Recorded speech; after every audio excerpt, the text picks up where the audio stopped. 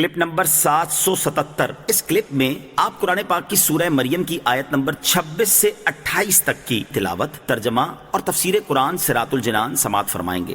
بسم اللہ الرحمن الرحیم۔ ترجمہ، اللہ کے نام سے شروع جو نہایت مہربان رحمت والا ہے۔ فَكُلِي وَاشْرَبِي وَقَرِّي عَيْنًا فَإِمَّا تَرَيِنَّ مِنَ الْبَشَرِ أَحَدًا فَقُولِي إِنِّي نَذَرْتُ لِلرَّحْمَنِ صَوْمًا فَلَنْ أُكَلِّمَ الْيَوْمَ إِنسِيًّا۔ ترجمہ، تو کھا اور پی اور آنکھ ٹھنڈی رکھ، پھر اگر تو کسی آدمی کو دیکھے تو اشارے سے کہہ دینا کہ میں نے آج رحمان کے لیے روزے کی نظر مانی ہے، تو آج ہرگز میں کسی آدمی سے بات نہیں کروں گی۔ فَكُلِي وَاشْرَبِي وَقَرِّي عَيْنًا، تو کھا اور پی اور آنکھ ٹھنڈی رکھ۔ اس آیت کا خلاصہ یہ ہے کہ حضرت مریم رضی اللہ تعالیٰ عنہ سے فرمایا گیا کہ آپ کھجوریں کھائیں اور پانی پئیں اور اپنے فرزند حضرت عیسیٰ علیہ السلام سے اپنی آنکھ ٹھنڈی رکھیں۔ پھر اگر آپ کسی آدمی کو دیکھیں کہ وہ آپ سے بچے کے بارے میں دریافت کرتا ہے تو اشارے سے اسے کہہ دیں کہ میں نے آج رحمان کے لیے روزے کی نظر مانی ہے، تو آج ہرگز میں کسی آدمی سے بات نہیں کروں گی۔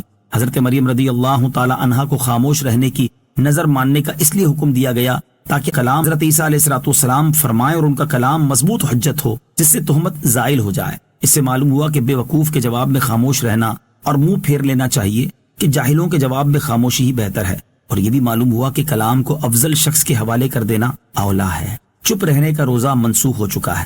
یاد رہے کہ پہلے زمانے میں بولنے اور کلام کرنے کا بھی روزہ ہوتا تھا، جیسا کہ ہماری شریعت میں کھانے اور پینے کا روزہ ہوتا ہے۔ البتہ ہماری شریعت میں چپ رہنے کا روزہ منسوخ ہو گیا ہے۔ حضرت ابو ہریرہ رضی اللہ تعالی عنہ فرماتے ہیں، نبی کریم صلی اللہ تعالی علیہ وسلم نے صوم وصال یعنی سحری اور افطار کے بغیر مسلسل روزہ رکھنے اور چپ کا روزہ رکھنے سے منع فرمایا ہے۔ فَأَتَتْ بِهِ قَوْمَهَا تَحْمِلُهُ قالوا يا مريم لقد جئت شيئا فريا يا أخت هارون ما كان أبوك امرأ سوء وما كانت أمك بغيا۔ ترجمہ، پھر عیسیٰ کو اٹھائے ہوئے اپنی قوم کے پاس آئیں تو لوگ کہنے لگے، اے مریم، بے شک تو بہت ہی عجیب و غریب چیز لائی ہے۔ اے ہارون کی بہن، نہ تو تیرا باپ کوئی برا آدمی تھا اور نہ ہی تیری ماں بدکار تھی۔ فَأَتَتْ بِهِ قَوْمَهَا تَحْمِلُهُ، پھر عیسیٰ کو اٹھائے ہوئے اپنی قوم کے پاس آئیں۔ اس آیت اور اس کے بعد والی آیت کا خلاصہ یہ ہے کہ حضرت عیسیٰ علیہ السلام کی ولادت کے بعد حضرت مریم رضی اللہ تعالی عنہا انہیں اٹھائے ہوئے اپنی قوم کے پاس آئیں۔ جب لوگوں نے حضرت مریم رضی اللہ تعالی عنہا کو دیکھا کہ ان کی گود میں بچہ ہے تو وہ روئے اور غمگین ہوئے، کیونکہ وہ صالحین کے گھرانے کے لوگ تھے، اور کہنے لگے، اے مریم، بے شک تم بہت ہی عجیب و غریب چیز لائی ہو۔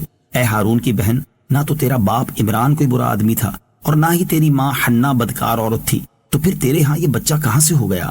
یا اخت ہارون، اے ہارون کی بہن۔ حضرت مریم رضی اللہ تعالیٰ عنہ کو ان کی قوم کے لوگوں نے ہارون کی بہن کہا۔